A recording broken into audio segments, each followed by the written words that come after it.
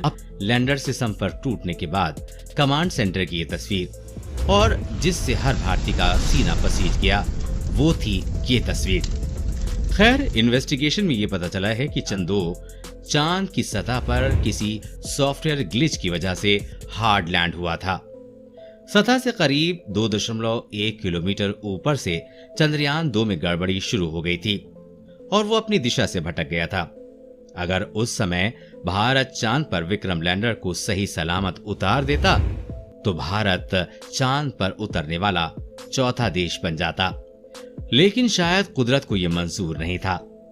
भारत के चंद्रयान 2 से पहले इजराइल चांद पर परास्त हो चुका था।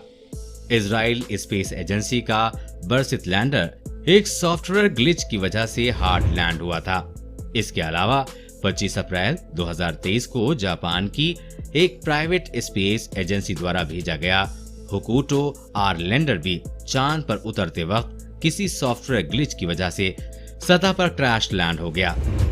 लेकिन भारत ने हार नहीं मानी, लेकिन उस गलती से सीखकर निर्णय किया है कि चंद्रयान 3 का जो कि लॉन्च किया जाएगा।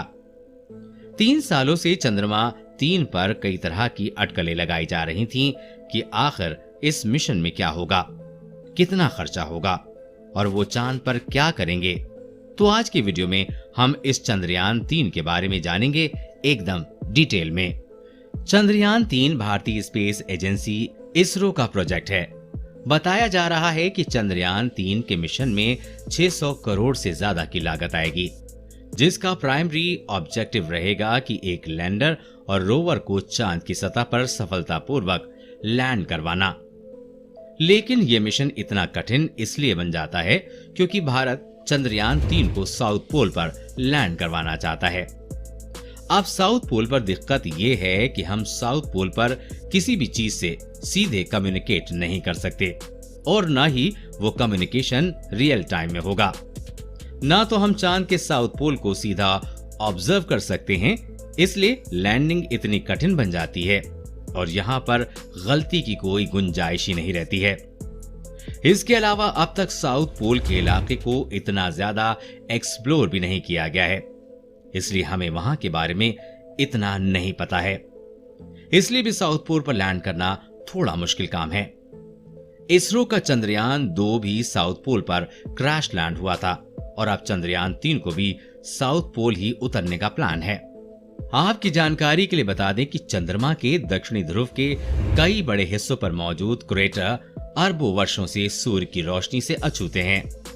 कह लीजिए कि वहां एक किस्म का परमानेंट शैडो, स्थायी छाया है। इस वजह से वहां का तापमान काफी कम है और वहां बर्फ मिलने की संभावना है। कई देशों के ऑर्बिटर्स ने चंद्रमा के दक्षिणी ध्रुव की छानबीन की है। इनमें अमेरिका के लूनर प्रोस्पेक्टर 1998, LRO 2009, लैक्रोस 2009, चीन का चैंगी 4 2018 और भारत का चंद्रयान 1 2008 प्रमुख हैं। अब आपका ये सवाल हो सकता है कि अगर साउथ पोल पर इतना कठिन है तो हम बार बार साउथ पोल पर ही क्यों जा रहे हैं। तो इसका उत्तर ये है कि चंद्रयान 1 ने चांद के साउथ पोल पर ही पानी की खोज की थी और आगे चलकर नासा के लूनर रिकॉनेसेंस ऑर्बिटर ने ये कंफर्म भी किया था कि चांद के साउथ पोल पर पानी मौजूद है। चांद के इस इलाके में कुछ ऐसे क्रिएटर मौजूद हैं जो कि सूर्य की रोशनी से दूर अंधेरे में रहते हैं। हमें वहां पर पानी मिल सकता है। इसके अलावा सूर्य की रेडिएशन से दूर होने की वजह से उन क्रिएटर्स में अगर हमें जीवन के संकेत मिले वो एक बहुत बड़ी खोज होगी। इसके अलावा हमारा चंद्रयान 2 साउथ पोल पर ही क्रैश हो गया था और मेरे ख्याल में चांद के साउथ पोल पर दोबारा उतरने के लिए इतनी मोटिवेशन काफी है। खैर, हमारे इरादे वही हैं और हमारा मकसद वही है, लेकिन चंद्रयान 3 ये पूरी तरह बदल चुका है। ये चांद की सतह और ऑर्बिट से डाटा कलेक्ट कर पाएगा। इसमें एक लैंडर और एक रोवर, इसमें एक प्रोपल्शन मॉड्यूल शामिल है। लैंडर और रोवर चंद्रयान 2 के विक्रम लैंडर और प्रज्ञान रोवर जैसे ही होंगे, लेकिन कुछ बेहतर बदलाव के साथ होंगे, जिनकी बात हम आगे इस वीडियो में करेंगे। लेकिन चंद्रयान 2 ऑर्बिट की जगह चंद्रयान 3 में एक प्रोपल्शन मॉड्यूल होगा, जो कि किसी ऑर्बिट की तरह चांद को ऑर्बिट करेगा। लैंडर और ग्राउंड कंट्रोल के बीच बात करने के लिए इस्तेमाल किया जाएगा। चलिए इसके तीनों कंपोनेंट को विस्तार से जानते हैं।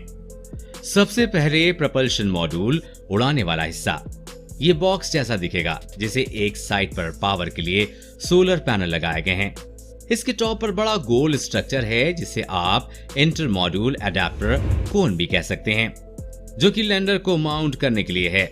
इसके अलावा इसकी दिशा और गति को कंट्रोल करने के लिए मैथरेटस भी लगाए गए हैं। वैसे प्रपल्शन मॉड्यूल का काम होगा लैंडर को कैरी कर चांद के स्पेसिफिक एरिया तक ले जाना और लैंडर को चांद पर लैंड करने के लिए रेडी करना और लैंडर और ग्राउंड कंट्रोल के बीच मदद करना, और ये सिर्फ सैटेलाइट कम्युनिकेशन के तौर पर काम में लिया जाएगा। दूसरे नंबर पर है एक लैंडर मॉड्यूल, उतारने वाला हिस्सा। ये भी बॉक्स जैसा दिखेगा और सरफेस पर रेस्ट करने के लिए इसमें 4 पैर होंगे और लैंडिंग के समय उतरने के लिए इसमें भी लैंडिंग थ्रस्टर लगे होंगे और इसका वजन 7552 किलोग्राम है, जिसमें 26 किलोग्राम का रोवर भी है। इसके साइड में लगे होंगे सोलर पैनल, जो कि इसकी पावर की जरूरत को पूरा करेंगे।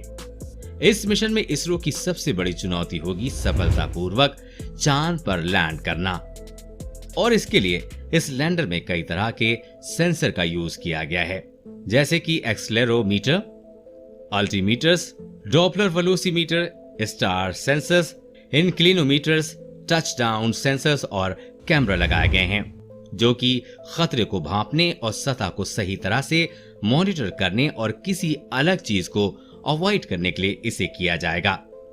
और ये सब कुछ सिर्फ सही लैंडिंग के लिए है, और इन सब की वजह से ग्राउंड कंट्रोल सही निर्णय ले पाएंगे, और अगर किसी सेंसर में ग्लिच आता है तो दूसरे सेंसर उसकी जगह काम करेंगे।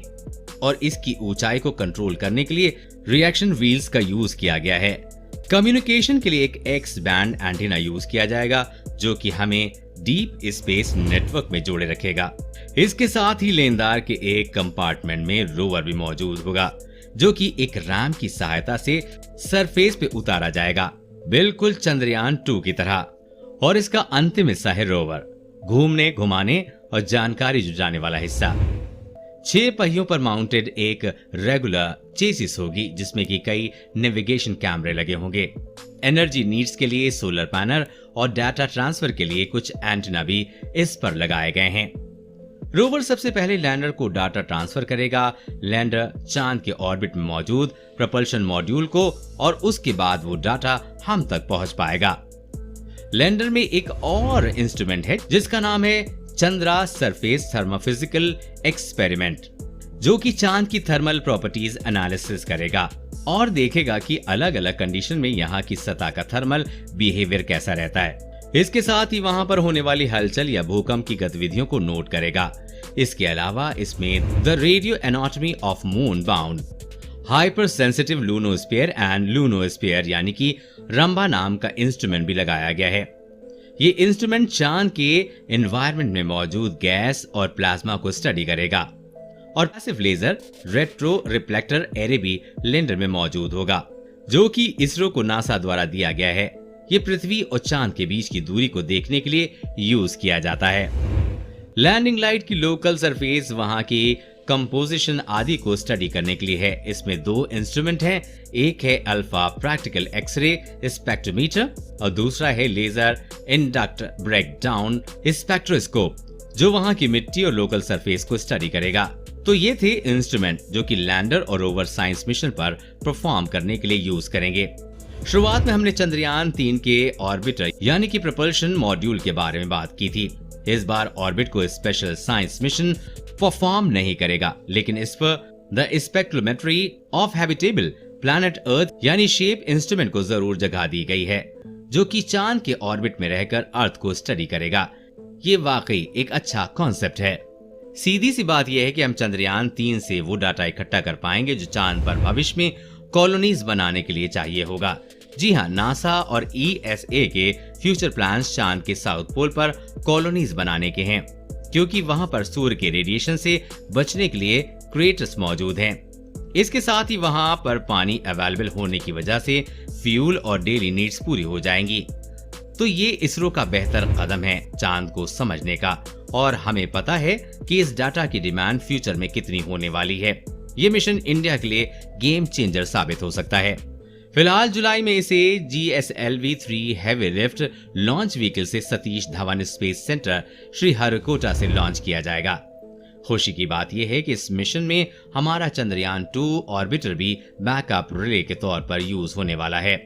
और ये बात शायद आपको दुखी कर दे कि इस मिशन को यानी कि रोवर और लैंडर को 14 अर्थ डेज की मिशन पीरियड के लिए ही इनिशियली डिजाइन किया गया है। हालांकि अगर सब कुछ सही रहा तो 14 दिन बाद इस मिशन को एक्सटेंशन मिल सकता है, लेकिन फिलहाल के लिए इसरो के पास 14 दिन का ही समय होगा और हमारी प्रार्थना इसरो के लिए हमेशा रहेगी